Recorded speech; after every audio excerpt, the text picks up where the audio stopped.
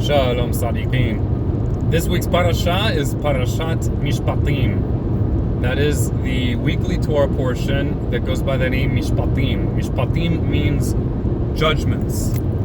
And it doesn't mean judgment in the sense of condemnation. It means judgments in the sense of decisions, adjudications.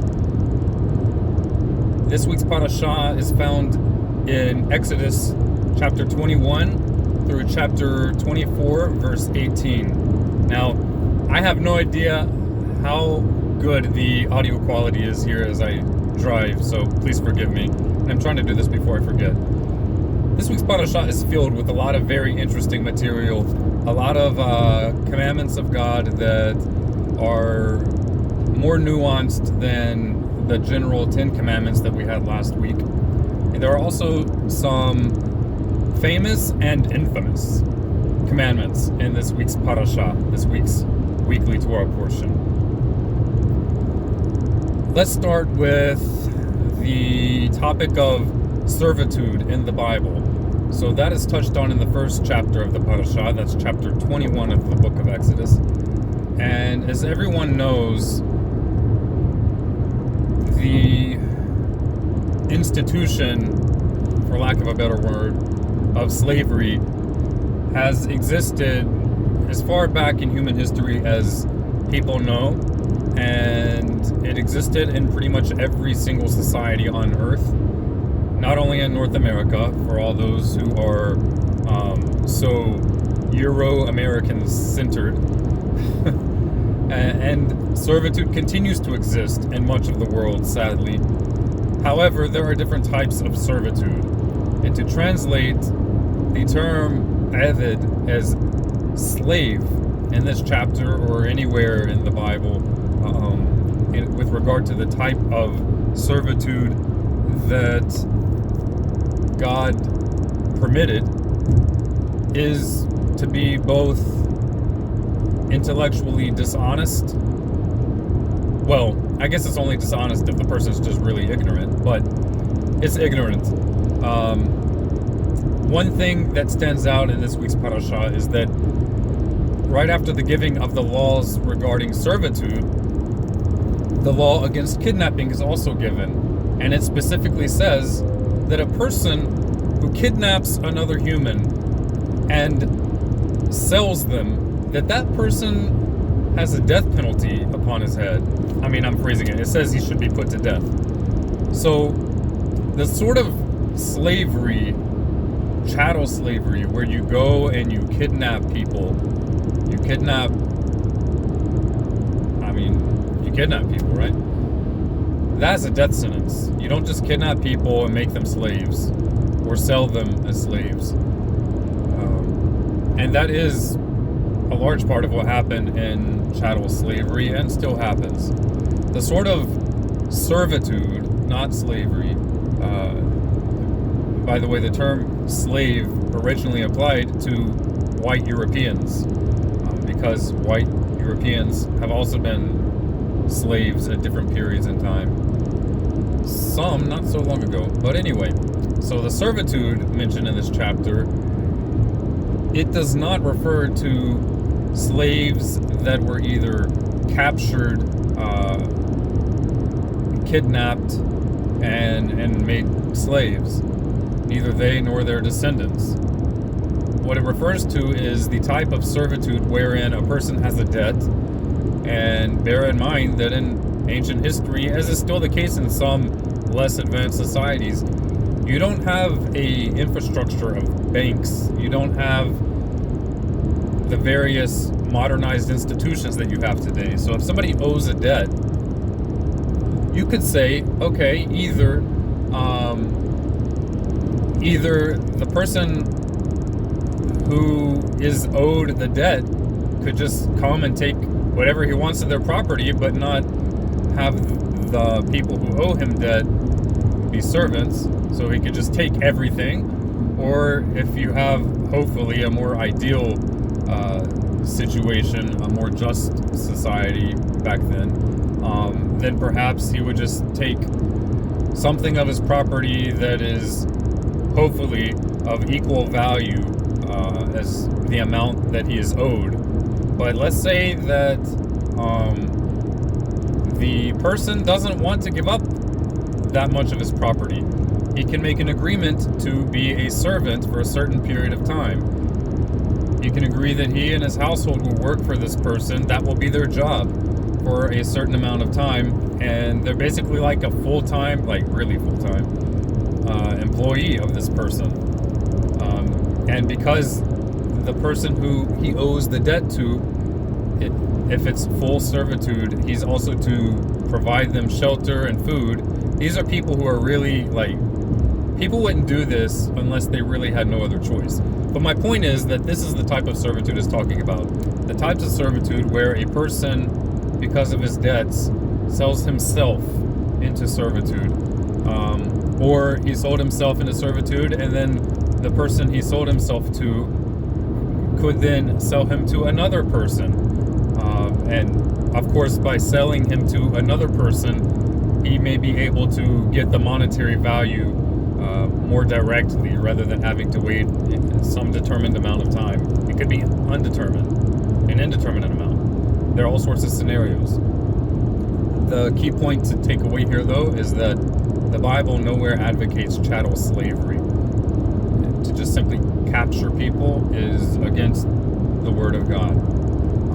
And the fact that other forms of servitude have been reasonable, a reasonable solution for different difficult economic situations throughout history, and may still be reasonable in certain societies, that's not to say that it's reasonable in every society.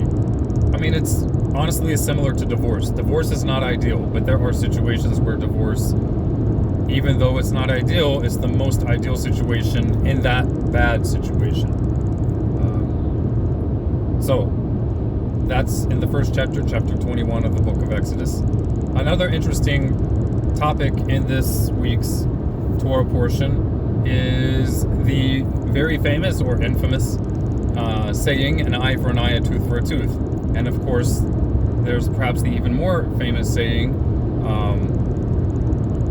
recorded in the Gospels where Jesus says, you have been told an eye for an eye, a tooth for a tooth, but I tell you, if one man strikes you on the cheek, turn and give him the other also. The term that is translated as but can also be translated as and, in the sense of, and I'm adding a further idea to this. Not in the sense of but, in the sense of I'm coming to cancel what I just stated. In fact, if by teaching to turn the other cheek, Jesus were intending to nullify the command, an eye for an eye, a tooth for a tooth, then he would be lying when he said in Matthew chapter 5, verse 17 through 19, where he is adamant that he is not nullifying the Torah, the law of Moses, and says that one who does and teaches these commandments will be called great in the kingdom of heaven. So either people who are understanding the words of Jesus,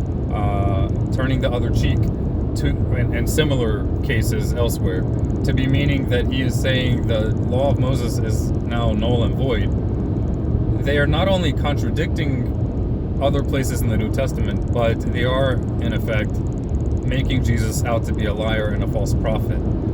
Because a true prophet of God does not nullify commandments which God commanded for all generations, even if he calls himself the Messiah.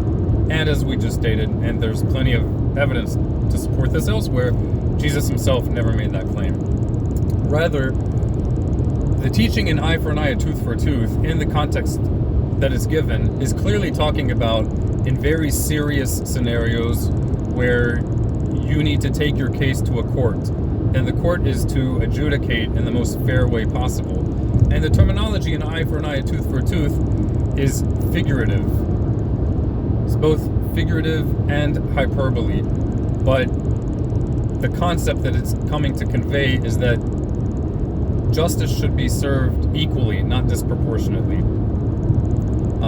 And whereas where Jesus said that a man who strikes you on the cheek, you should turn and give him the other, that's not talking about serious matters, but talking about more petty offenses, and is simply paradigm which he's given, not just for that one example, but just as if a man strikes from one cheek, turn and give him the other also. So also if somebody, let's say somebody, I don't know, took a little more of your time to tell you something than you really wanted, then not only should you not get angry at them, but you should try to do the opposite and refine and fortify the character trait that is more benevolent and generous and compassionate to others by not losing your temper, but giving them even more time than you would have originally intended. That doesn't mean you should let people walk over you, but the point is to be compassionate, to not take out of context an eye for an eye or tooth for tooth concept, which is meant for serious issues in the context of a court, and apply it to petty matters and interpersonal everyday interactions. And to verify the fact that in its original context, an eye for an eye, a tooth for a tooth passage was not meant to be taken literally. You see in that very same passage in the next few verses where it says, and if a man strikes his servant and the servant loses his eyesight, then the owner, the master of the servant, is to let the servant free. That servant is cleared of all his debts. Cleared. Whereas if the passage that had just come before, an eye for an eye, a tooth for a tooth, were intended to be taken literally, then this verse should not say let him free, but it should rather say that servant should then come and strike the master in his eye and make him blind as well. But clearly that is a primitive and extremely immature, it's a primitive understanding of the text. And anytime somebody quotes this verse in such a simplistic understanding, be gentle with them, but let them know that there's a deeper meaning to the text. And that if you believe in the New Testament, if you believe in Jesus, that the God who's giving you salvation has compassion on you today, that's the same God who gave that law. So either God changes or we're misunderstanding that law, but the law still applies. And on that note, I will not rant much longer, but the crux of the matter is that we should be careful to understand passages in their original context, both historical and textual context. It's part of the reason why it's so important to learn the original languages to the best of one's ability, which is much more than what is generally done or encouraged in churches.